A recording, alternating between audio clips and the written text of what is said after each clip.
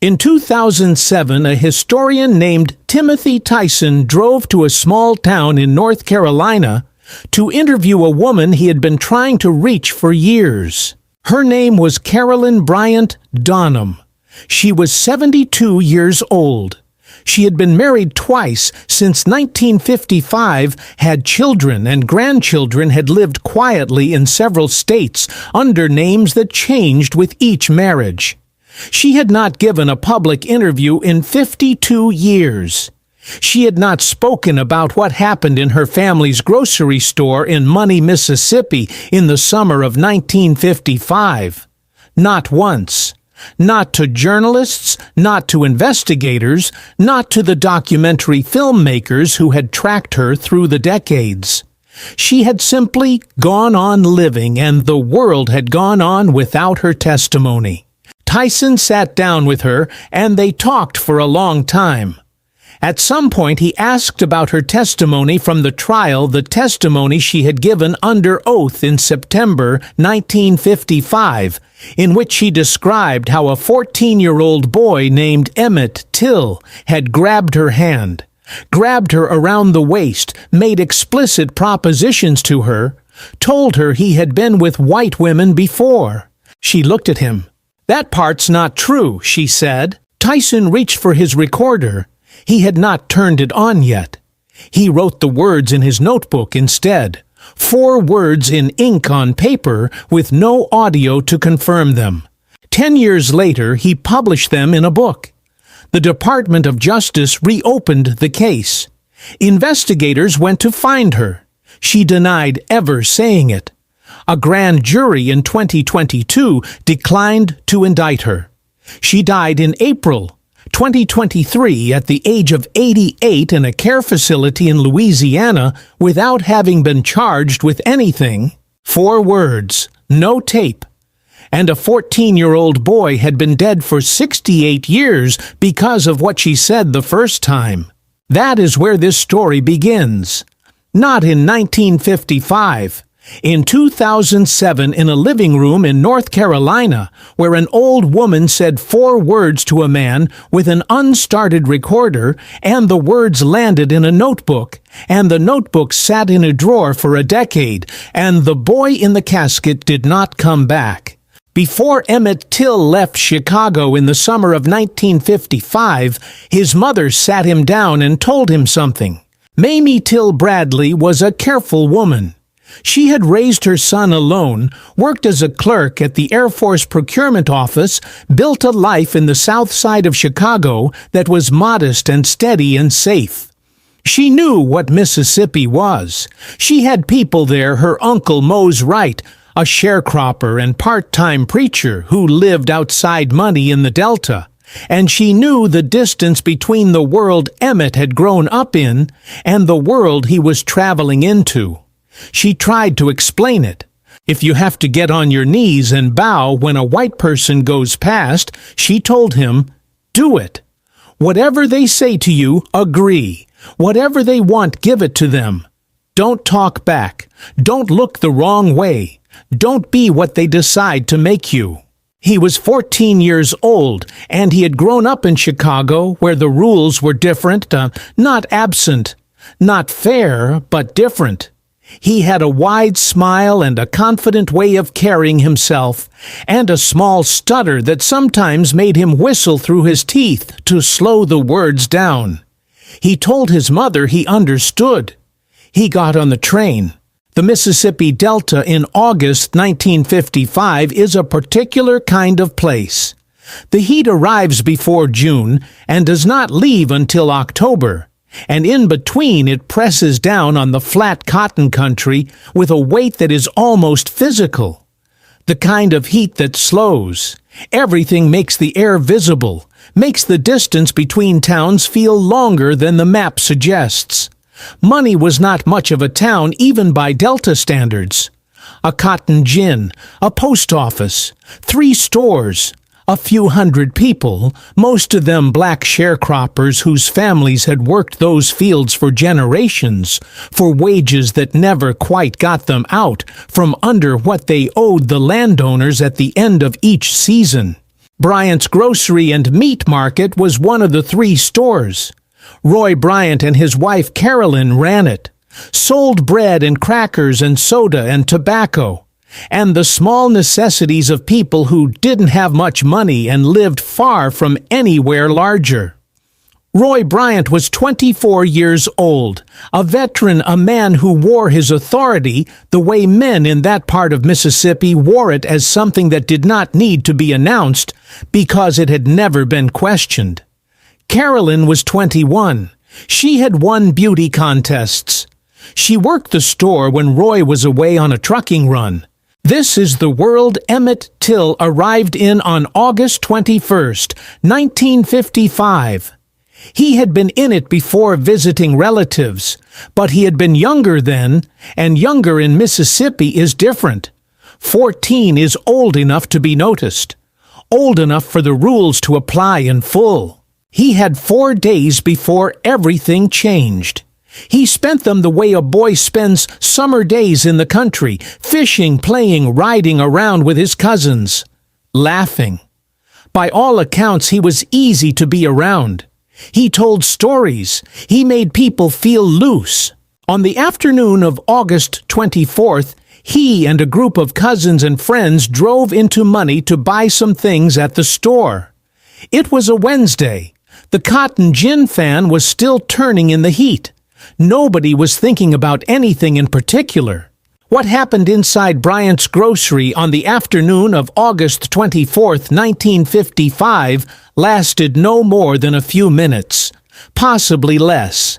Emmett went in to buy some bubble gum. Carolyn Bryant was behind the counter. The other boys waited outside or came in and out. At some point, Emmett and Carolyn Bryant were briefly alone in the store, a minute, maybe less. What passed between them in that minute is the question that has never been fully answered, and after 2023 can never be answered at all. What Carolyn Bryant said under oath in September 1955, that Emmett grabbed her hand and would not let go, that he grabbed her around the waist, that he made explicit sexual propositions to her, that he told her he had been with white women before. She testified to this in careful detail in a voice that the courtroom described as steady in front of an all-white jury in Tallahatchie County, Mississippi, with her husband and his half-brother sitting at the defense table. What witnesses outside the store said, they saw Emmett came out, and as Carolyn Bryant walked to her car, he whistled at her. A wolf whistle, some said. Others said it was just a sound, that Emmett had a stutter that he sometimes whistled, to get the words moving, that it was reflex more than intent. His cousin Simeon Wright, who was 12 years old and standing right there, said for the rest of his life that Emmett did nothing wrong. That what happened in that store was not what Carolyn Bryant said it was.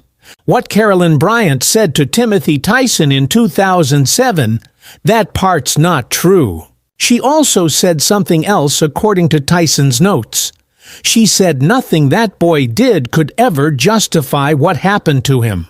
I want to sit with that sentence for a moment, because it contains something important, not an exoneration, not a full accounting, but something. An acknowledgement that what happened to Emmett Till was unjustifiable, that she knew it, that she had known it perhaps for a very long time. And then she denied saying any of it. 3 days passed between the afternoon at the store and the knock on the door. Emmett spent those 3 days in the ordinary way. He visited with his cousins. He went to a church service with his Uncle Mose. He ate the meals that were put in front of him and slept in the bed that was made up for him in Mose Wright's small house on Darkfear Road outside Money, 3 miles from the store. He did not know that Roy Bryant and J.W. Milam were spending those same 3 days deciding what to do about him. At approximately 2 o'clock in the morning of August 28th, a truck pulled up to Mose Wright's house in the dark. Roy Bryant got out. He knocked on the door and identified himself. When Mose Wright opened it, Bryant said he wanted the boy who had done the talking at the store. Mose Wright was 64 years old. He had lived in Mississippi his whole life. He knew exactly what this was and exactly what it could become. His wife Elizabeth got out of bed and stood beside him in the doorway and asked the men to wait until morning, asked them to take the matter up with the boy's father in Chicago, asked them to spare the child. Bryant and Milam came inside anyway. They went to the bedroom where Emmett was sleeping. They told him to get up and get dressed and come with them. He was taken from the house at 2 a.m. in the dark in his underwear and put into the back of a pickup truck. 3 days later, 2 boys fishing in the Tallahatchie River found a body. It had been in the water long enough that Emmett's great-uncle could identify him only by an initialed ring on one finger. His face had been beaten beyond recognition. He had been shot above his right ear. Around his neck, attached with barbed wire, was a 75-pound cotton gin fan that Roy Bryant and J.W. Milam had taken from a barn in Drew, Mississippi. The barn where, according to later investigations, Emmett Till was actually killed, though that location would not be confirmed for 50 years. Mamie Till Bradley, when her son's body was returned to Chicago, made a decision. She requested an open casket at the funeral. She wanted the world to see what had been done. "Let the people see what they did to my boy," she said. Tens of thousands of people filed past that casket. Photographs of Emmett Till's body were published in Jet magazine and circulated across the country. Rosa Parks would later say that it was thinking of Emmett Till that gave her the strength to stay seated on that bus in Montgomery 3 months later. Martin Luther King invoked his name. James Baldwin wrote about him. The open casket became one of the defining images of the American Civil Rights Movement. In Money, Mississippi, Roy Bryant and J.W. Milam were indicted for murder and brought to trial. The trial lasted 5 days in September 1955 in the Tallahatchie County Courthouse in Sumner. It was a warm week and the courtroom was packed. Black spectators in the gallery above. White spectators on the floor below. Journalists from across the country filling the press tables, photographers moving along the walls. The defendants sat at the defense table with their wives and their lawyers, and they did not appear particularly concerned. The prosecution's most important witness was Moses Wright. Moses Wright. Mose, as everyone called him, was 64 years old, a sharecropper and part-time preacher who had lived in the Mississippi Delta his entire life. He took the stand in a courtroom full of white faces in Tallahatchie County, Mississippi in 1955, and he pointed at Roy Bryant and J.W. Milam, and he said, "That is the man who came to my house. That is the man who took the boy." It was, according to people who were in that courtroom, a moment that stopped the room. Not because it was unexpected, everyone knew who had taken Emmett. Till everyone had always known, but because a black man in Mississippi in 1955 had stood up and said it out loud before a court of law. He had pointed his finger. He had named them. His wife had already fled the state. He had already been advised by people who knew what such a thing could cost, that he might not survive to see the verdict. He said it anyway. Carolyn Bryant also testified. The judge ruled that her testimony about what Emmett had done in the store was inadmissible. In front of the jury was deciding a murder charge, and what had happened in the store was not relevant to whether Bryant and Milam had committed murder. But she testified anyway in a session from which the jury was cleared, so the record would contain her words. She described again what she said Emmett had done. She was steady on the stand. She did not waver. On September 23, 1955, The all-white, all-male jury deliberated for 67 minutes and acquitted Roy Bryant and J.W. Milam of all charges. One juror said afterward that it would have gone faster if they hadn't stopped for a soda. Several jurors said in interviews conducted years later that they knew Bryant and Milam were guilty. They did not think white men should go to prison for killing a black boy. Mose Wright left Mississippi the night of the verdict and never returned. In January 1956, Look magazine published an article written by journalist William Bradford Huey. The article was titled "The Shocking Story of a Proved Killing in Mississippi." In it, Roy Bryant and J.W. Milam described in their own words how they had abducted Emmett Till from his uncle's house, how they had driven him to a barn in Drew, how they had beaten him and shot him and weighted his body and thrown it in the river. They had sold the story for $4,000. They could afford to be candid. The double jeopardy clause of the United States Constitution meant they could never be tried again for the same crime. They were untouchable. Milam died in 1980. Bryant died in 1994. Neither was ever charged with anything else in connection with the murder. Carolyn Bryant did not participate in the Look article. She said nothing publicly. She divorced Roy Bryant eventually. Remarried, changed her name, moved between states. She became over the decades a difficult person to find. A private person by the accounts of those who encountered her in later life. A churchgoer, a grandmother, someone who, when the subject of 1955 came up, did not discuss it.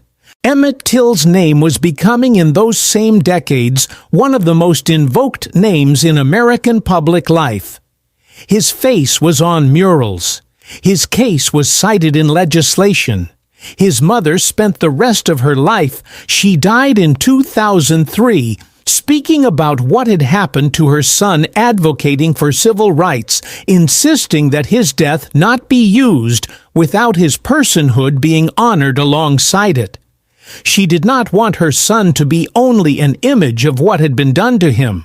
She wanted people to know who he was. He liked to make people laugh. He was good at card games. He had a wide-open smile that his mother described in interview after interview in the particular way that mothers describe things they can no longer touch. Carolyn Bryant said nothing. In 2004, the Department of Justice, under pressure from civil rights organizations and following new investigative work by a filmmaker named Keith Beauchamp, reopened the Till murder case. Emmett's body was exhumed. An autopsy was performed. The investigation determined that at least 2 people beyond Bryant and Milam had likely been involved, possibly as many as 10 according to Beauchamp's research. None of them were ever charged. The statute of limitations on federal civil rights violations that existed in 1955 had long since expired. The case was closed in 2006. No charges. In 2007, Timothy Tyson went to North Carolina.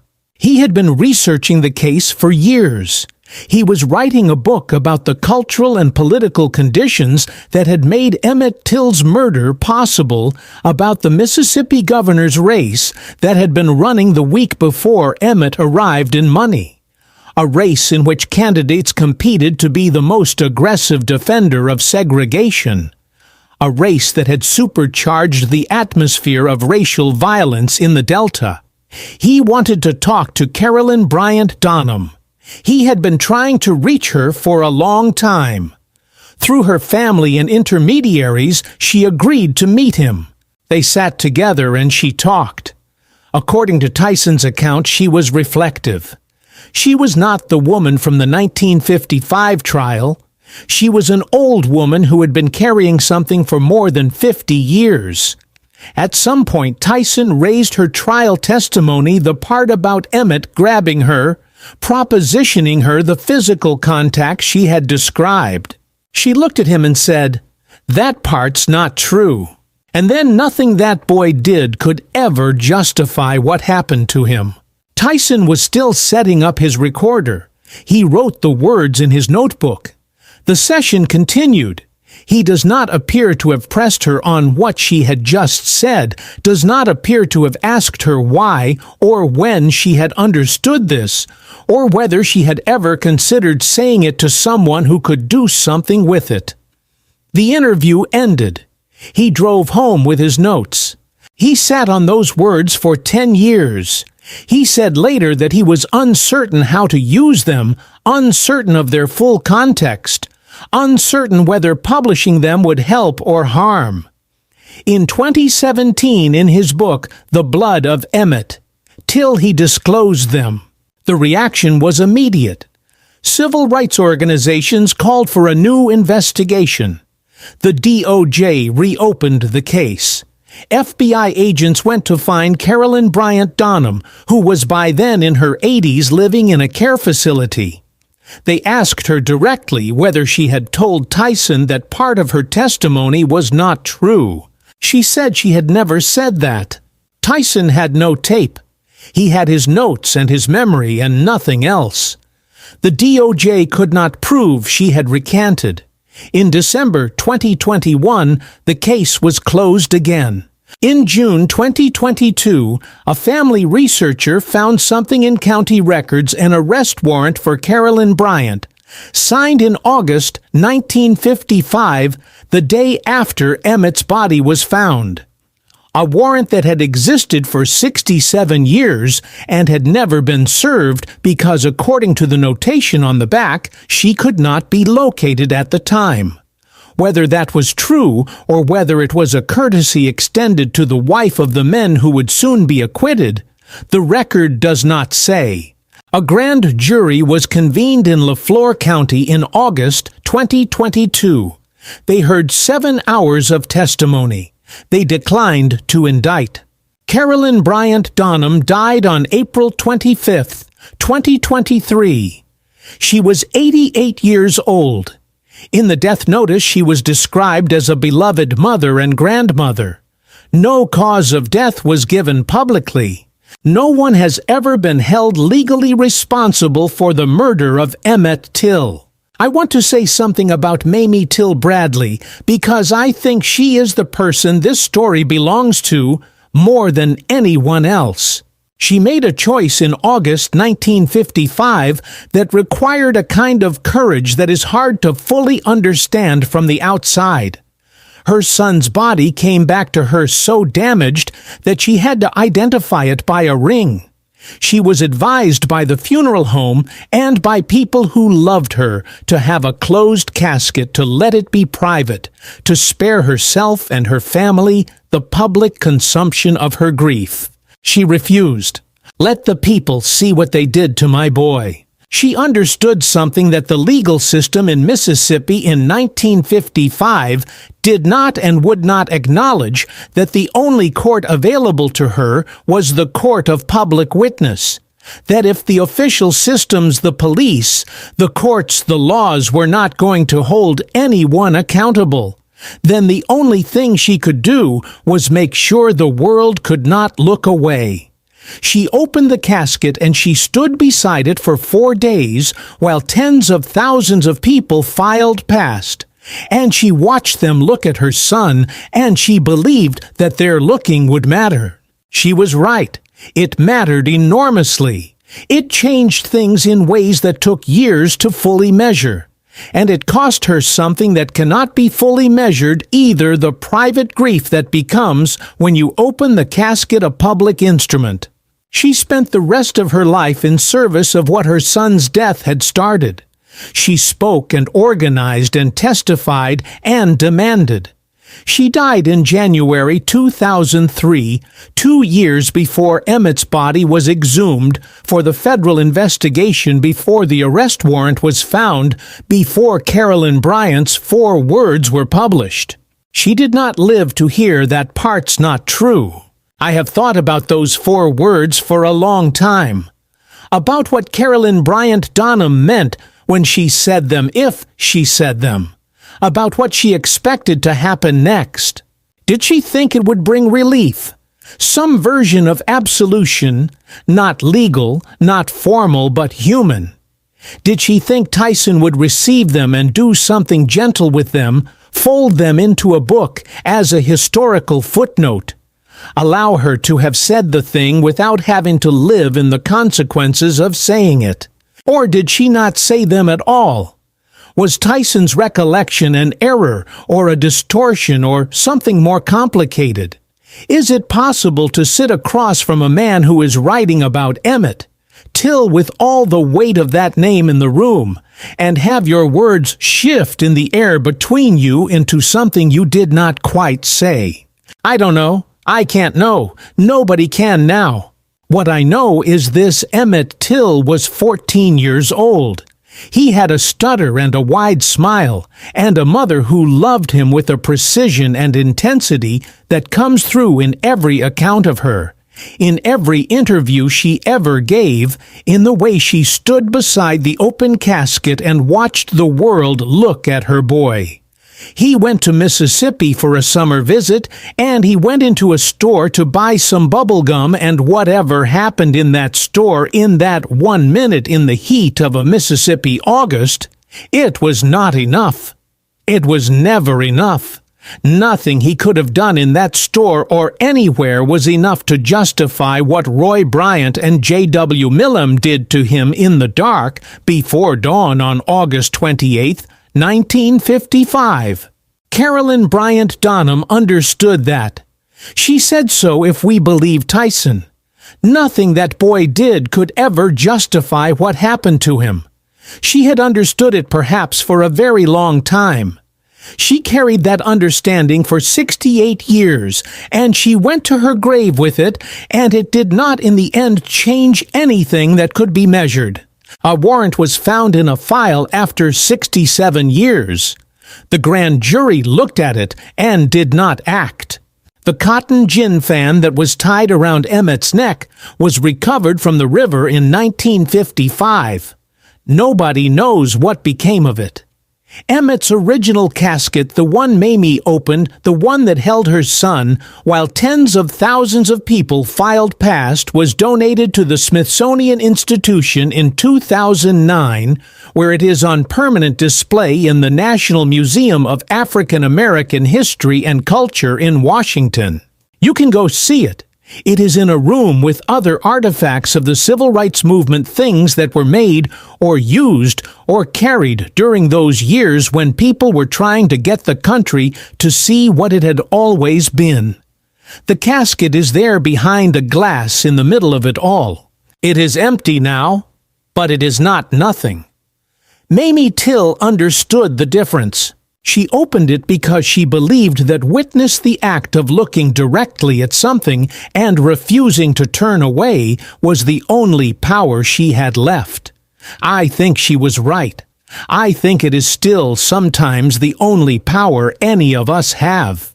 To look, to not look away, to say this happened and it matters, and I am not going to let it become only a symbol. He was 14 years old. His name was Emmett Till.